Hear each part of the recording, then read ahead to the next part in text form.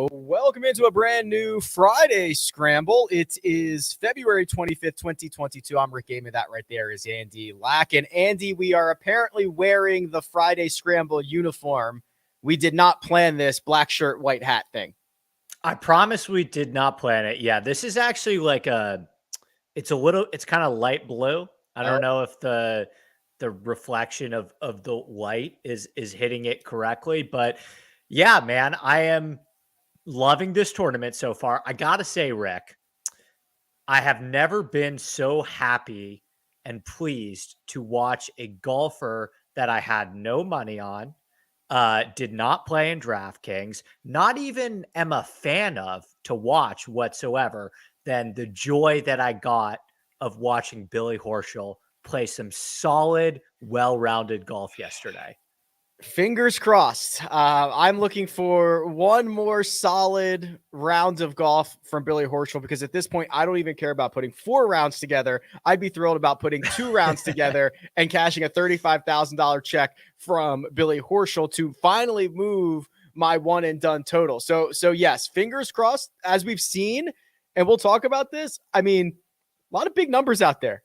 Andy, a lot of doubles, a lot of triples. Keith Mitchell was rolling yesterday until he made a double. Austin Smotherman this morning, couple of bad swings, and boom, he's ejected himself out of this tournament. They're not alone. There are a lot of huge numbers, so I'm not ready to count my chickens before they hatch on old Billy Horschel just yet. And speaking of one and done, I thought I was left for dead after Louis shoots +6. Yes. And suddenly Louis, Undertaker meme, rises from the ashes and is right on the cut line again. So I think in totality, Rick, we're probably going to see this leaderboard get flipped upside down a couple times more before the end of the week. But I love tournaments like this. It's very tilting, obviously, but there's just a ton of variance, which makes it really fun to watch. Yeah, you're never safe. And we talk so much about the bear trap 15, 16, 17, which on Thursday played about 0.4 of a stroke over par. That's not even the hardest 3-hole stretch on the golf course, Andy, right? 5, 6, and 7 actually harder. So for all of the conversation around the bear trap, there's basically a bear trap on both nines of this golf course. Yeah, and the other thing that I would point out, Rick, about the bear trap, and we'll touch on this a little bit more when we get into our props, is they actually moved the tees up yesterday. I don't know if you noticed this, but they played both the par 3s from the white tees. So both of those par 3s, 15 and 17, were playing in the 150-yard range. Now they have the tees back where they normally are to 170 and 180. So I think we'll even see more carnage on the bear trap today, especially as the course firms up in the afternoon. And I have a couple PrizePicks thoughts on that as well. Yeah, we're going to get to the props soon because with this being on the East Coast and everybody, there's a lot of guys out there already. We want to get to the props that have not started yet. So we'll get there in just 1 second. But DB straight vibing, Andy, for all the bogeys and doubles and triples that are out there. 1 bogey through nearly 2 full rounds for Daniel Berger. As we speak at the moment, he's playing his second to last hole of the day. So even if he bogeys both of those, you're talking about 3 bogeys over the first 36 holes. It's been impressive, and it's been really outside of a couple of back grabs at Torrey and a miscut in Phoenix. Like, this is what Berger's been doing for the last year.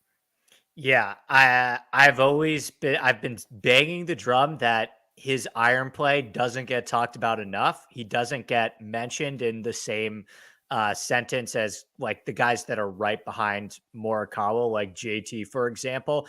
I don't know if that's because his swing like looks a little bit more wonky. It's a little bit less smooth, but in terms of like elite iron play, Berger is right up there with one of the 5 best iron players in the world over a pretty large sample size for like the past year and a half, 2 years now. The injury thing, I think, threw a lot of people off his scent, including myself. I think what we saw in Phoenix was he missed the cut in Phoenix, which is very unlike him. And I think earlier this week he said, no, the missed cut in Phoenix didn't really have anything to do with my back. I just didn't play well. It just wasn't a great week for me. And now you see this week, he's right there again on a course that suits his game pretty perfectly, in my opinion. Yeah, so Daniel Berger, kind of as we speak, front running this thing a little bit. We'll see how he closes out his rounds. I want to get back to this leaderboard, but with, again, the early start, we've got to do the props just to make sure we get these in before these guys actually start teeing off. So we're going to get into the props. We are presented by PrizePicks. We've got a promo code for you. We've got some options for you on this Friday. But first, we're going to take a quick break, and we'll see you on the other side. Remember, Andy Lack is not only the co-host of The Scramble, but also produces his own show, the Inside Golf Podcast. It's available twice a week, focusing on course breakdowns, DFS, and betting strategies for every PGA Tour event. Admittedly, I was drawn to Andy for his data-driven approach, which you'll find on his Sunday shows as he breaks down the field, but I'm even more impressed by his passion for course architecture, which offers a different perspective of our great game. Mix those two together with insightful and humorous guests who don't take themselves too seriously, and you've got a recipe for a great podcast. Follow Inside Golf on Twitter and download Inside Golf wherever you download podcasts. Let's prop it like it's hot. This Scramble is, of course, brought to you by PrizePicks. It is a prop action that I've been absolutely loving. The code you're looking for is Rick. It's a 100% instant deposit up to $100. I see Tyler in the chat saying, where do I put that code in? There's nowhere to put it on the deposit page. I'm like 60% sure there's a spot on the deposit page. I'm 100% sure there's a spot on the sign up page. I'm not sure if there's a way to go about doing that. Otherwise, I'll have to look into it for you, Tyler, in just 1 second. But Andy, the props, early start. Let's figure out a couple of options that we have for this week, because there's a lot of options. You know, you've got the standard birdies are better. You've got the score. You've got fairways, greens. You've also got single holes. You've got bear trap. It's really a large selection of opportunities for us this week. Yeah. And again, what I like about it is you're dealing with, like, for example, the bear trap, all these things that we've talked about before, Rick, pin positions, looking at where they put up tee boxes, scoring average on specific holes. Like, we can use all of these tools and data to help us and use to our advantage with PrizePicks. It's really just a math equation with a lot of these things. So I got involved a little bit with the bear trap. I also got involved a little bit with some of the other stuff. And once again, I feel like some of these numbers, Rick, I feel like they're putting them pretty conservatively, and there are some opportunities that we can take advantage of. Yeah, they're giving you a chance here. They're giving you, especially on the single. So what we've noticed in the last couple of weeks, the evolution of this is when we start talking about it, or we tweet it out, or we send an email out, the lines move very, very quickly. But the single hole and the bear trap stuff, they can't really move the lines. So if you think you have an edge, you can kind of destroy them, right? That's the way that I'm seeing this. Absolutely. And I think you pointed out, what was it? They pretty much just had the line too high on the bear trap yesterday, right? Like it was, I saw in the outline is something like 13 out of 17 went under. Yeah. I think it was, yes, 13 out of 17 who are eligible today. No. I don't have the number in front of me. Okay. Well, the point still stands that the number was too low, because the vast majority went under. Now we're in a pretty cool situation with PrizePicks in day 2, where the number is completely the same. But as I mentioned, the course is going to firm up in the afternoon. The tees are back on both the par 3s. So maybe you look to buck the trend. Like that's what's kind of fun about it. So I'm excited to dig into it. I really like both my props. Yeah, we each have a bear trap prop. You have an over, I have an under. Let's start with your over 10.5 for the bear trap. Who is it and why?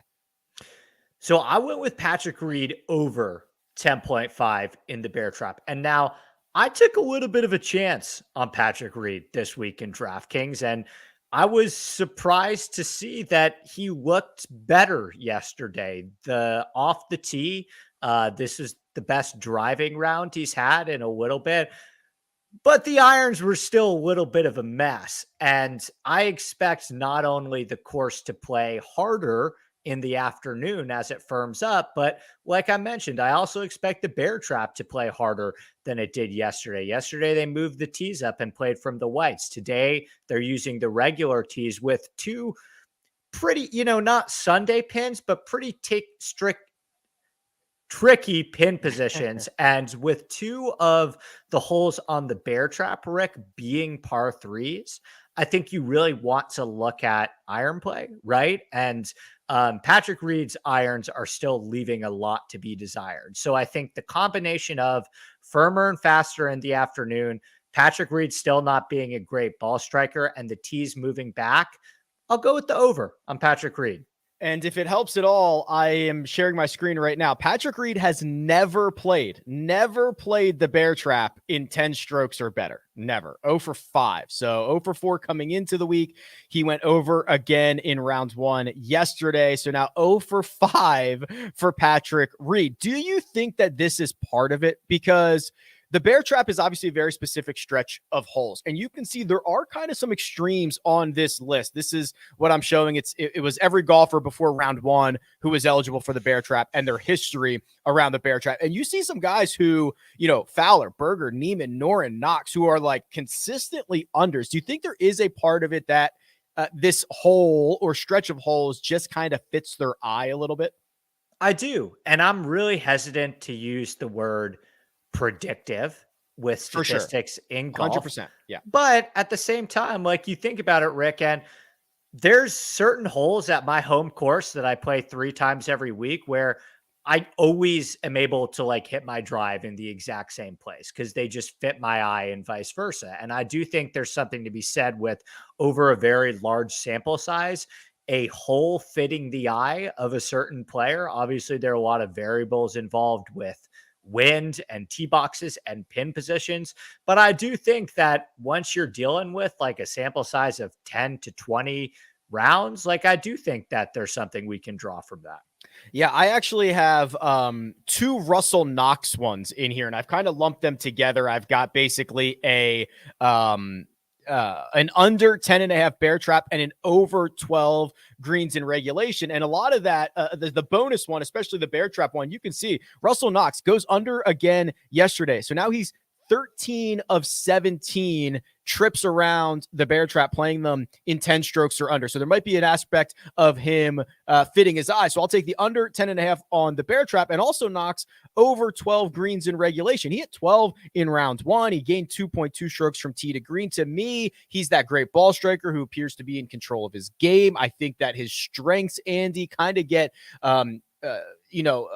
I don't want to say magnified, but I think they're really important here. I think there's an advantage at PGA National for a guy who can obviously be in control of his golf ball. So these are 2 essentially positive Russell Knox plays, over 12 greens in regulation and under 10.5 through the bear trap. And I'll just ride with Russell Knox today. No, I like it. And what you're basically saying is, what data do we have on Russell Knox? Well, a couple things that we know about Russell Knox is that he dominates the bear trap and that he's actually one of the best like mid-iron players in this entire field, which also in turn is the reason why he's been so good on the bear trap. So you're basically just looking at a player's specific skill set and using it to your advantage in PrizePicks, which I think is the way to go. I love that. For my final one, Rick, I went with Neiman, Joaquin Neiman. This is just a scoring prop. I went with Joaquin Neiman over 68.5. I just think the number is too low. Like the scoring average yesterday was around 71.25. And I expect the course, as most courses do over the course of the week, to continue to firm up and play more difficult this afternoon and as the week goes on. And Neiman actually started out really well yesterday. He was like in the lead for a little bit, and then the wheels started to come off towards the end of the round. So he doesn't have a ton of momentum heading into round 2, and he actually didn't hit the ball all that well yesterday either. He was a bit of a neutral ball striker and really got it done with the putter. So I just think the number is a little too low. Like 68 is a really, really good round around here. So I'll take the over. Yeah, I think that's smart, seeing kind of how the course is playing here today. I've already got a score prop in here, but it's more of a lean than anything. And it's Billy Horschel under 69. And I'm trying not to just be a prisoner to the moment of being like rooting for Billy Horschel here, because that's what I want to happen. But he was basically as good of a ball striker as Daniel Berger was in round 1. And I thought he got basically the worst out of what he could have scored, which was a 68 on Thursday. So I thought that he left a couple of strokes out there. If we continue to see that, he rolls the rock a little bit better, which is generally the better part of his game. I think that Billy Horschel can shoot under 69. So our leans here, Patrick Reed, over 10.5 through the bear trap. Joaquin Niemann over 68.5. Billy Horschel under 69. Russell Knox over 12 greens in regulation. Russell Knox under 10.5 on the bear trap. And I imagine, Andy, if you put all of those together, you can probably get like 12 times your money if they all come through.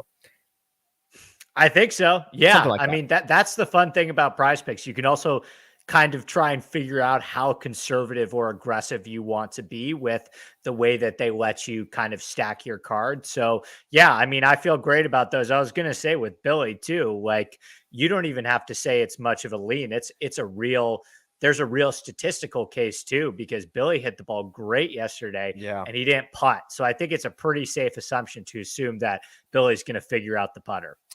And I wanted to see, so I tweeted one out yesterday. Sungjae over 12 greens.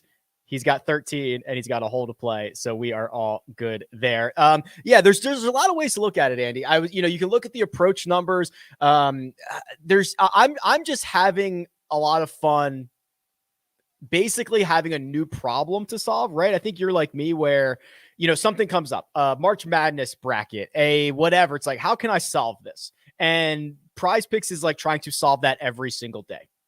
Yeah, exactly. I mean, like I said, there's variables and long-term data that we can really use over time. If you really want to just completely take all feel and heart out of it, you could just look at the greens in regulation percentage of a course and look at the number that the PrizePicks has and look at how the player is as a ball striker and literally just say, okay, I'm going to play the averages here. And I've been doing that a lot and it's been working out for me so far very well in PrizePicks, but it's really fun. And then if you want to kind of try and think more outside the box, we've talked about it before on this show where maybe start thinking about pin positions. They always put those pin positions out the night before. Maybe start thinking about long-term trends and data on specific holes. There's just so many routes that you could go down. I think it's a really exploitable market at this point. So I'm having a blast with it so far.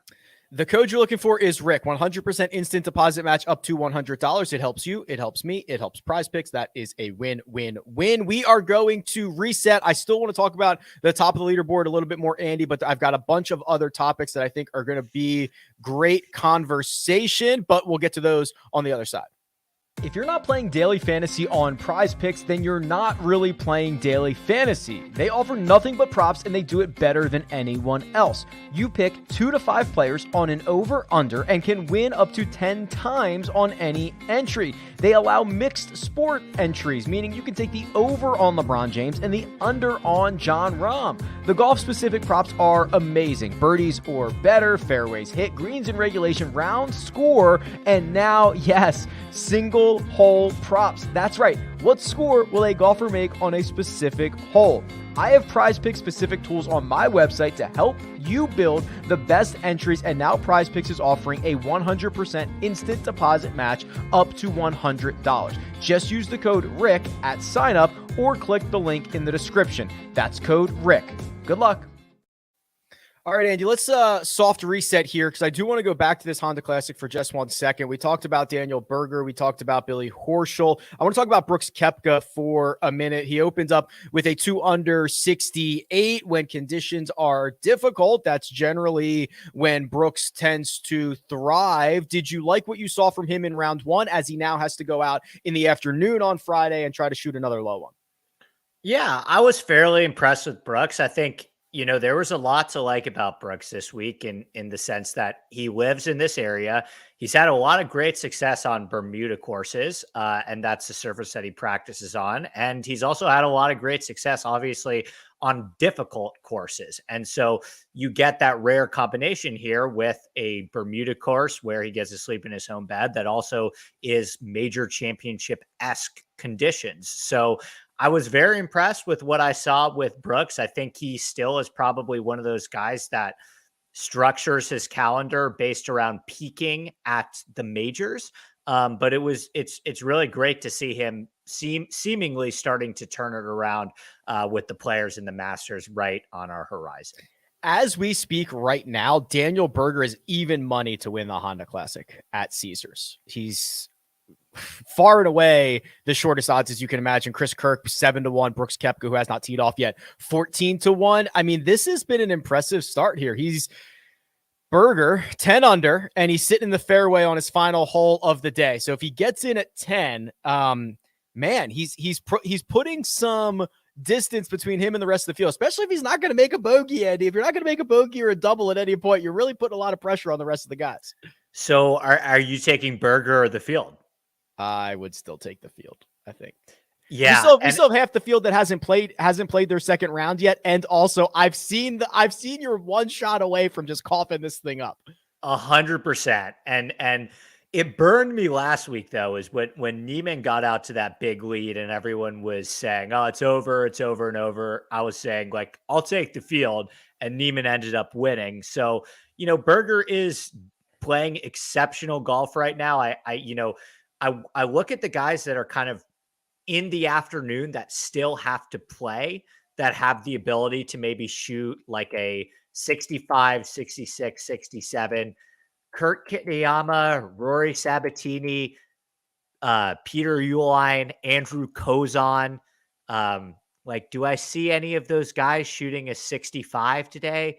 I'm not sure. So I would probably still take the field as well, but I do think Berger is probably going to be in prime position. I don't think anyone else is going to get to 10. Say that. I have an update. Louis Oosthuizen has finished his round. And oh my God, he closed with a 29. So he started on the back. He made birdies on 1, 4, 5, 6, 8, and 9. He got through 4, 5, 6 in 3 under. Louis is right back in this thing. He is in at even par, following up a 75 with a 65, Andy. So happy to see. My DraftKings lineups yesterday were all the way at the back. Like, they show the little circles and where you are to cashing. I was all the way at the back end. This morning when I woke up, it was starting to get a little bit better. And now with Louis finding a way to make the cut and shooting 29 is a real score on this golf course. I don't care how windy it is. Good. That's stupid good. That is really, really good. So hopefully Louis can carry the momentum into the weekend. Obviously, he's got a long road ahead of him with how good Berger is playing, but really proud of Louis to grind and make the cut. A 29 is approximately... It's nearly 7 strokes better than the field on those 9 holes alone. That's that's a great week for some guys. To make up 7 strokes on the field in 9 holes is insane, and hopefully illustrates how good. I mean, only number 3 on the front is playing under par. Everything else is just Louis gaining on everybody. Yeah, and I think what we talked about before the tournament started was, this is a field that Louis can take advantage of, right? Like, it's really not a lot of top guns, but it's also a really, really difficult golf course. And Louis tends to do his best in difficult golf courses. He finished top 5 at 3 out of the 4 majors last year and almost won 2 or 3 of them as well. So I'm super excited about Louis figuring it out today and playing the weekend. Should we talk about Wolff at all? I literally have his scorecard pulled up. Yes, that's exactly who I want to talk about next. Level of concern for Matthew Wolff, who shot an 81 in round 1. He has 2 holes to play. He's 5 over, and he is in DFL by multiple shots right now.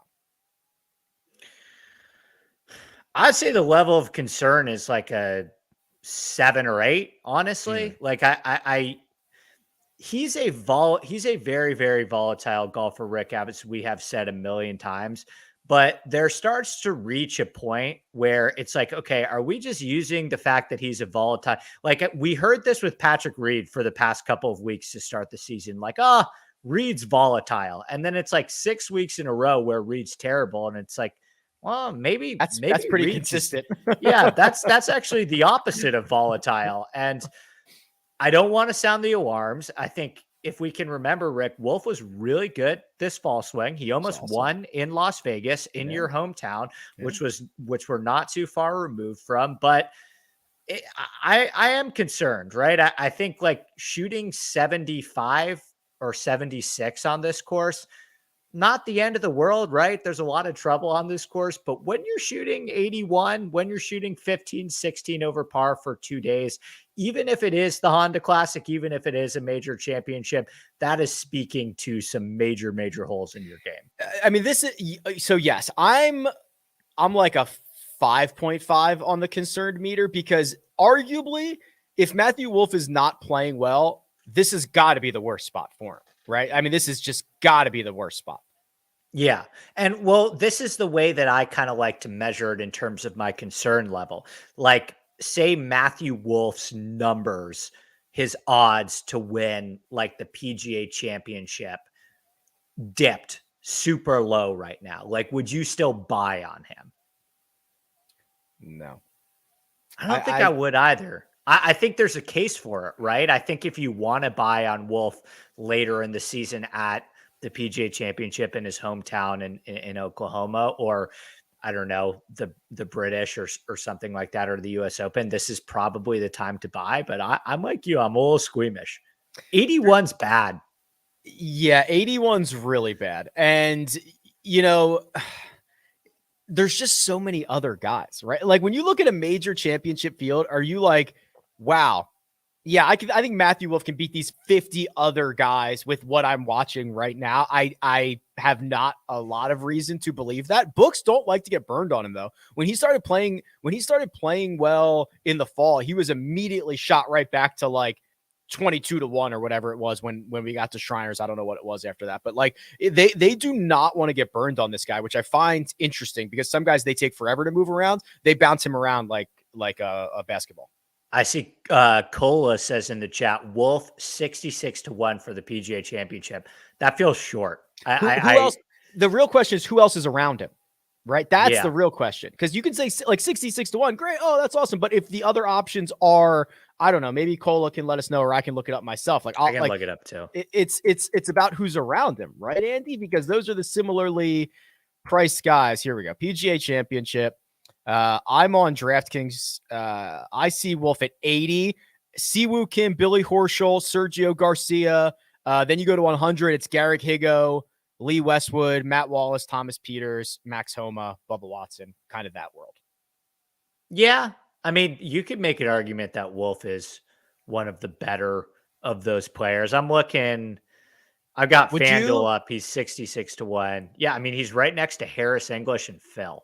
Would you rather bet Gary Woodland at 80-1 or Matthew Wolff at 80-1 to win the PGA Championship? Yeah, Wolff, because I know he's played Southern Hills. I know that he's played Southern Hills. It's about an hour away from where he went to college, and I think it's still a good golf course for him. And I still think, at least with Wolff, in the last 6 months, we've seen him contend seriously to win a tournament. And we haven't seen that as much with Gary Woodland. If you're asking me about a matchup, I think I'd probably take Woodland. Woodland does very good at like finishing 47th every week, but I'd probably still take Wolff's upside. Speaking of Gary Woodland, he's got a birdie putt here on his final hole of the day to get to 3 under, which would be well inside the top 10. So I did not necessarily see that coming. Hopefully good signs for Gary Woodland. I was going to dive into the Phil Mickelson stuff, but we just did like an hour on that yesterday. If you want to get into, if you want to go check out the latest episode of 300 Yards to Unknown, Andy and I are, we deep dive the Saudi thing, but from a strictly golf perspective, Andy, betting Phil Mickelson at any major championship or any non-Champions Tour event is probably just burning your money on fire, right? I mean, the outlier was Kiowa. That was the outlier. Yeah, that is not a bet that I would make. Speaking to what we talked about yesterday, like, yes, that was an awesome episode. I think that was like the first 300 Yards to Unknown that my parents listened to too, because like I said, this story has kind of transcended golf a little bit, where the New York Times and the Washington Post is reporting on it too. But so I would encourage everyone to check out that episode on the 300 yards to unknown feed where we really deep dive the Phil and the Saudi stuff. But just to give a recap, I think both of us are in the camp that Phil might be suspended from the PGA Tour right now. And I understand that the majors are different from the PGA Tour, right? The Masters is its own thing. The PGA of America is its own thing. The USGA is its own thing. But outside of one magical week at Kiowa, I don't have the stats in front of me, but Phil has been largely irrelevant for like 2.5 years. For sure. No, for sure. 100%. And I don't need the stats to, I need to look that up to tell you, because that's absolutely right. All right, here's what we're going to do. Let's do a little fun and games. I've got a couple of news topics. I've got a couple questions for you, but we'll dive into all that after 30 quick coffee seconds. All of the tools and data that you see me use on this channel is from my site, RickRunGood.com. RickRunGood.com is one of the largest golf databases on the planet, and it's geared towards making your DFS and betting research process as efficient as possible. There are literally millions of data points in the database, and while that might sound intimidating, the tools that I've built allow you to cut through the data quickly, choose what's important to use, and even build lineups that are ready for import directly into DraftKings. Outside of that, membership gets you access to the Slack channel, currently 2,000 run gooders who are ready to share insights and have a little fun. I love it, and you will too. Sign up at rickrungood.com. Okay, Andy, our buddy over at Golf Digest, Steve Hennessy, has a nice little article up there in regards to Justin Thomas entering the golf course design game, and he's doing it with Jack Nicklaus. Before I dive into the details of this, or what we at least know, your initial thoughts to, one, hearing JT get into this world, and two, collabing with Jack on it. Mixed emotions. Yeah. I don't love Jack Nicklaus as a designer. I think he does a lot of the same things over and over again. Like if you can hit a fade on a Jack Nicklaus course, you're generally in pretty good shape. But I love the idea of JT getting into that world. I think it's awesome when players do. I wish that maybe he would have hitched his wagon to Tom Doak or Bill Corr and Ben Crenshaw or David McClay Kidd, who I believe are some of the best modern designers out there right now. But Nicklaus is a big name, and he's got a lot of money behind him, and his golf courses tend to do well. And he's done a lot of work in Florida, so he has a lot of experience working with that type of topography. The name was very interesting to me. What do you think about, it's like Panther Lake or something like that? Panther National. It is apparently a 400-acre lot of land that will also include a housing development in Palm Beach Gardens, Florida. Panther National. Yeah, I don't know. It's a cool logo. It's a nice use of negative space, but I don't know what the relevance of it is. Are there a lot of panthers in the Palm Beach Gardens area? I'm not sure what the relevance is. Yeah, we'll have to ask our friend Joe maybe. I wonder if like 400-acre lot, because I was going to say that's like the most heavily populated area. Where did they find this? Yeah, I was going to say where did they find this? Did you see? I want to give a quick shout out to my friend John. He posted on Twitter when the news came out. He said he posted a picture of a giant golf hole, like a massive golf hole, and made the joke like, these are the courses that JT is going to design. And it's just this massive, massive hole where the cup should be. Which I thought was very funny. That's pretty good. Yeah, these guys love to design to their strengths. It is somewhat rare, is it not, for an active golfer, especially one of Justin Thomas's caliber, to be already part of this process? And I guess it's to be determined about how involved he is, right? We know Brooks Koepka worked with, I think it was Tom Doak on Memorial Park, right? And the reports were everything from he was drawing the designs to, yeah, he gave a couple of suggestions, right? Somewhere on that spectrum, but it's fairly rare for an active golfer to be involved in this.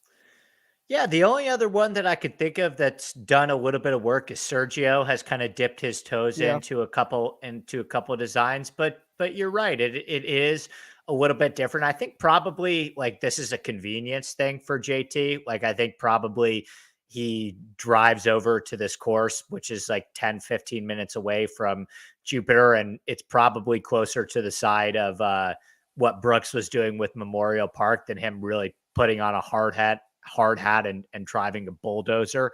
You know what I mean? So I think it's probably a convenience thing for JT, but I'm really fascinated. I wonder, did they have they reported yet whether it's going to be public or private? Oh, good question. I do not know that. It's supposed to be completed at the end of 2023. So I imagine opening up in 2024. Plans include a 9-hole par 3 practice course, extensive practice facilities, 218 homes. I don't know. I don't see anything about whether it's going to be private or public. Okay. Well, interesting. Well, I hope it's public so I can go down and check it out one time. But yeah, I think it's great, Rick. I love when players are, I think some of the best architects ever, in my opinion, were former players. So I think it's exciting for JT. You know what I always thought one of the biggest scams was? And if I could pull this off, I'd be more than happy to be a part of this scam. But I'm seeing here, Jack Nicklaus has, quote, designed more than 425 courses worldwide. That feels like such a scam to me. Like, I understand there's a part of it where it's like, oh, we'll just slap your name on this, or maybe you'll provide some input. But really, there's like no possible way he's designed 425 golf courses from scratch. This is mostly just like his team having input and using the name. Like, what does that actually mean, Andy? No, it's the same thing as being an executive producer on a movie. It's like you were the executive producer on this movie.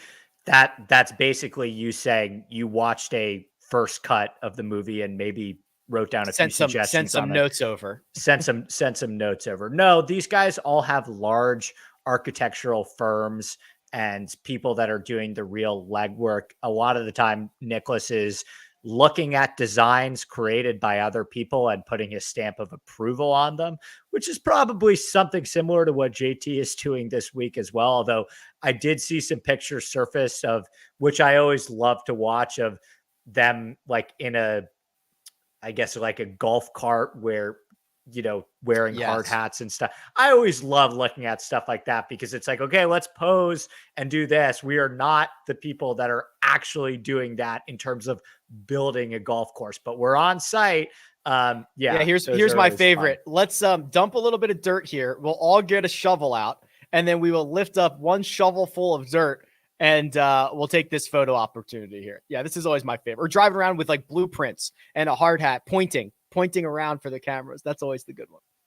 Dan Kelly writes, it's like saying John D. Rockefeller built Rockefeller Center. Of course he did, but did he?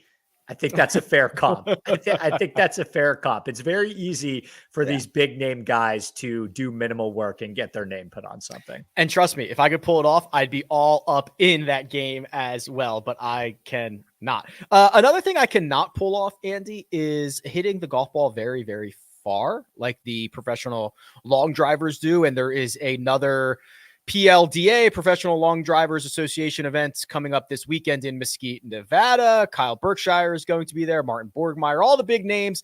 So I'm just going to ask you a very loaded question.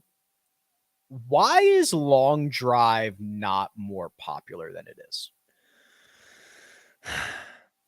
Great question. I think the personalities maybe aren't there yet. I think the Bryson long drive, when he did that long drive thing in Vegas, which you, I believe, were at. Yeah, I would say. What was the buzz around there? Like who were the types of people that were there? Were a lot of kids? Because I think the angle that long drive could pull to be very successful is kind of leaning into a younger fan. So, okay, there's a lot. If I remember correctly, it was like Wednesday, Thursday, Friday, and then the finals were on Saturday. So Wednesday, Thursday, Friday were just a bunch of old people sitting in the stands who I guess have an opportunity to get to Mesquite, Nevada at 11 a.m.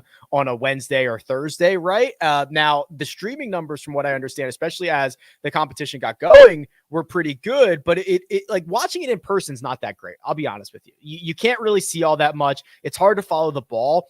I feel like if this was produced properly, like ESPN or Golf Channel, maybe both, used to do, it could be a lot more popular, but being there is not like super special.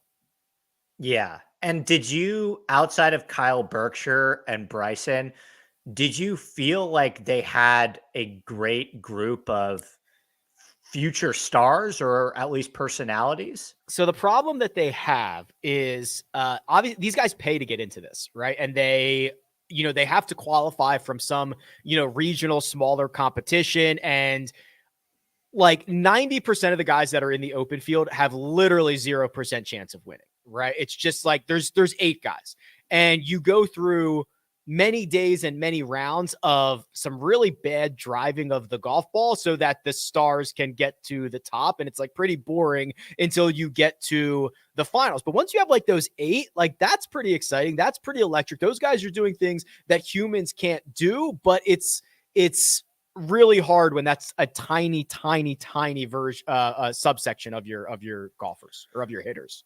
What Dan Kelly just said in the chat's really interesting to me. My son is 21. Him and his friends know all the long drive guys, even the women. Me and my golf friends don't know any of these people. It should get bigger with time. Yeah, I think the long drive's best angle, Rick, and I'm no expert on this. This was I got a little bit passed by this, but the more that they could probably lean into like the TikTok generation, like I have to imagine that long drive has a lot of TikTok potential. That's probably their best lane, right? Yeah, so this all really stemmed from my thought that there has never been a better time for long drive, because there's never been a better time of people caring what their club head speed and their ball speed is. Great and point. Now that is so relevant, and you see ball speed of Daniel Berger at PGA National, and you see Bryson on Instagram, and like that's what long drive is.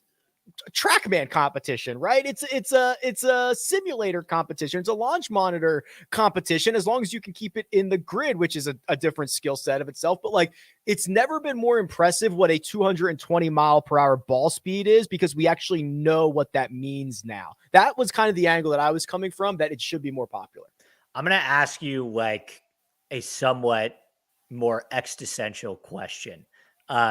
What I think about Steph Curry in basketball, right? And I think about how many kids, because of Steph Curry, said, oh, this is perfect. Obviously, I don't have the genetics of LeBron James, but I look at this guy who has become the best player in the NBA, one of the best players in the NBA, just by shooting 1 million 3-pointers.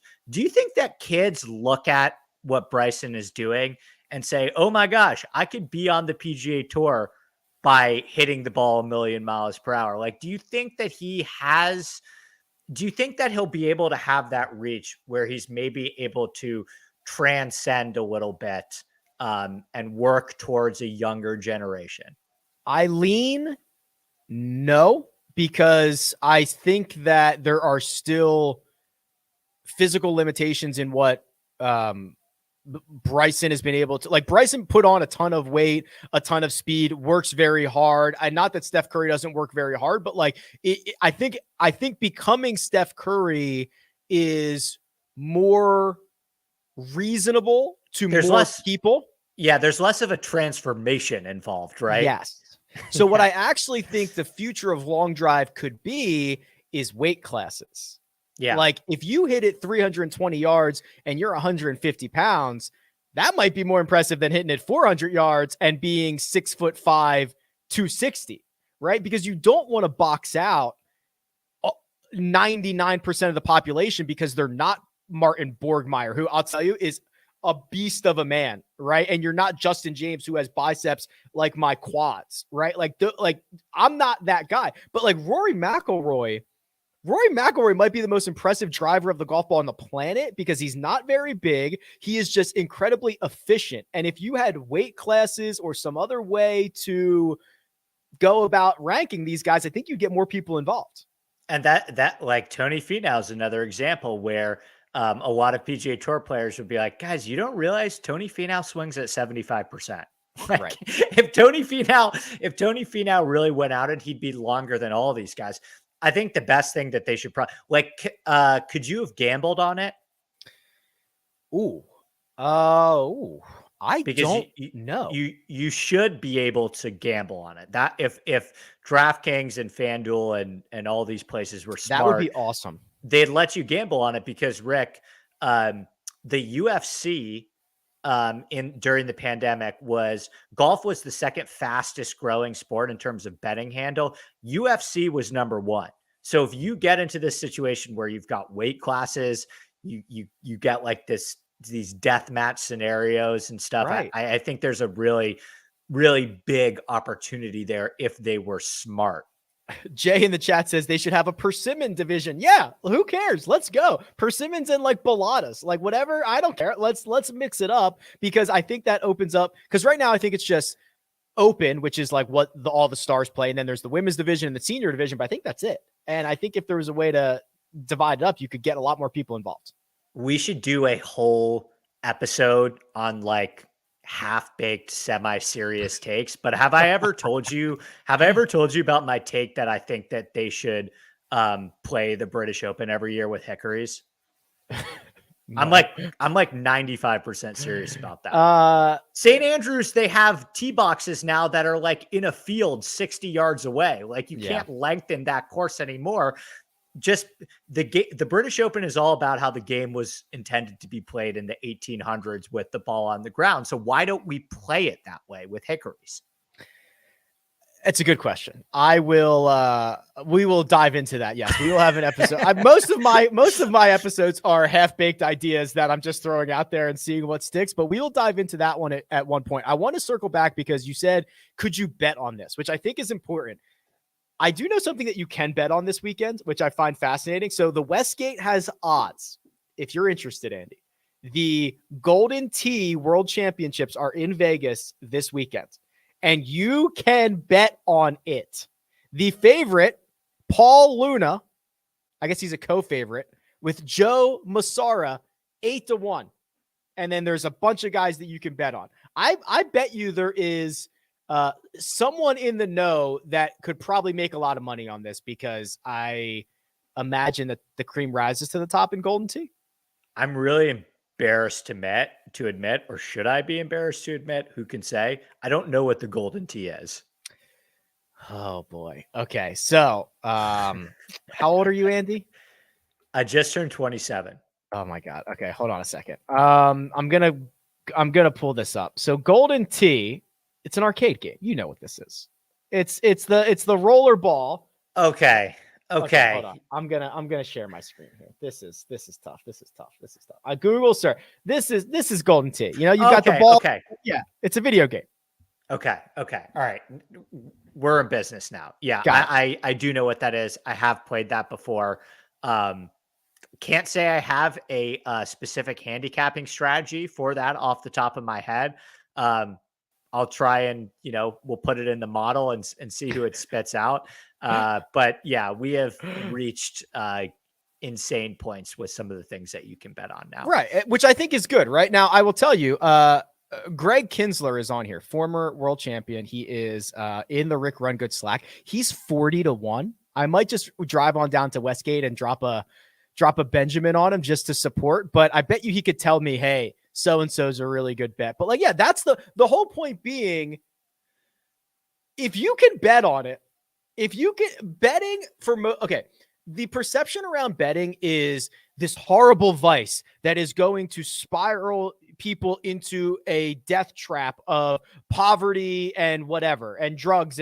That's the perception that people want to do, but it's really 99.9% of people are doing it for a vested interest, a rooting interest, $5, $10 to say, this thing doesn't matter to me, but let me root for something. That's what the vast majority of people are doing it for. And the more things that you can bet on, even if they limit this to 25 or $50, is like great.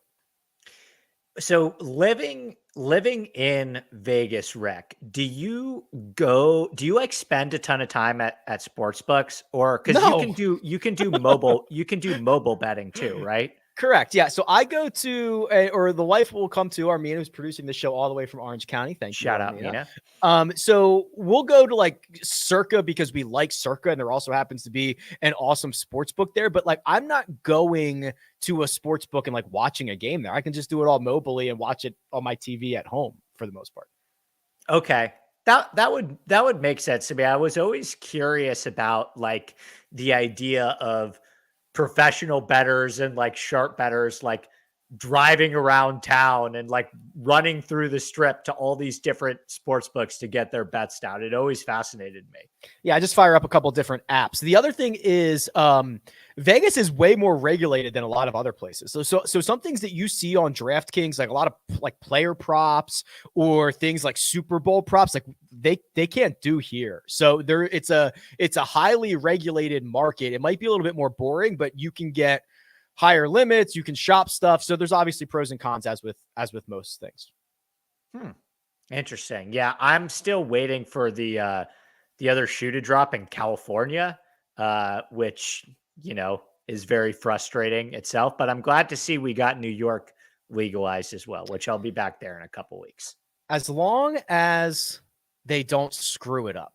Like Florida screwed it up, right? Like they opened it, then they brought it back, and who knows what the hell's going on. Like just don't screw it up, California. You can make $1 trillion in taxes by doing this correctly. Don't screw it up. That's what I always fear when these states come online. Maybe if they legalize sports betting in California, Phil would want to stay instead of move to Jupiter.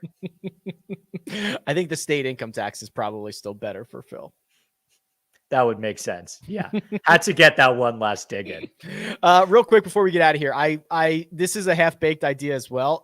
Speaking of betting, if you could only bet on one golfer for the rest of your life, who would it be? And there are no other restrictions, but you can bet this golfer outrights, top tens. You can do it in the jock market. You can do props on PrizePicks. You can do anything, but you can only matchups, but you can only bet for this golfer, one golfer, rest of your life. Who is it? I think there's a right answer. I think the right answer is Morikawa because you have to. I also agree that's the correct answer. Because you have to consider a couple things, right? You have to consider how does this guy generally get treated? How much does this guy win? And off the top of my head, I can definitively say that so far in his career, now this might change, he has won more than what his odds generally suggest that he is. Right. And so, if you want to say that Jon Rahm is going to have a better next 10 years than Morikawa, I'll 100% listen to that argument. But Jon Rahm's odds, Jon Rahm gets so much respect by the sports books, right? Yeah, and you won't make any money off of Jon Rahm. You won't make any money off Jon Rahm. So the first name that came to mind for me was Morikawa. For sure. I think that is the absolute correct answer. The other one that I would consider, and I don't know if it's this guy specifically, but Sungjae Im. Yeah, because if you're doing Morikawa, you're sitting out a lot of weeks, right? Yeah. Sungjae at least plays a lot. He's very young. I imagine that when he's at the back end of his career, if he doesn't go to the Champions Tour, maybe he goes and does like some Asian Tour stuff or like, I don't know. If Sungjae already had a green jacket and I knew he was going to play the Masters for the next 35 years, I would at least be able to bet the Masters every year. But like that to me, quantity over quality might be interesting too. Cause even if you have a worse guy, you just start betting him in matchups, betting him in top 20s. I don't know. I like that. And I'm going to give you another sneaky answer. What about Cam Champ? Because Cam Champ's going to be 300-1 every single week and he's going to win once a year. Yeah. So that's true. Yeah. If Cam Champ hits 100-1 once every 2 or 3 years, you're kind of in business. That's true. Yeah. And especially if you like bet him every week to win top 5, top 10. And then when he actually does it, you've now like 400 extra money in that 1 week. And you just hope he does it again in the next 24 months. Exactly. I mean, I was thinking about Brooks a little bit too, but Brooks's major numbers now they're caught on to him at majors. He's like 13-1 at majors. What about his health? Like, what about his health? Who knows? So I think it's actually maybe the rest of your life is a bit aggressive, but if you said like the next 20 years, like for 20 years, you have to pick one golfer, and then in another 20 years, you've got to pick another golfer. it would be a lot of personal preference. Do you want to try to make money? Do you want to have a sweat? Or do you just want to be able to bet golf every single week? It's interesting. Or bet players that you like rooting for too, right? Like yeah, that's the other thing. My heart says Sahith Theegala, right? Right. I love that guy. Yeah. All right, Andy. Any final thoughts before we get out of here on this Friday scramble? I don't think so. Who wins the Honda Classic as we sit here on Friday morning? So as we sit here, Berger's 3 clear. Kirk has a outside chance at birdie on his final hole today to get to 8 under.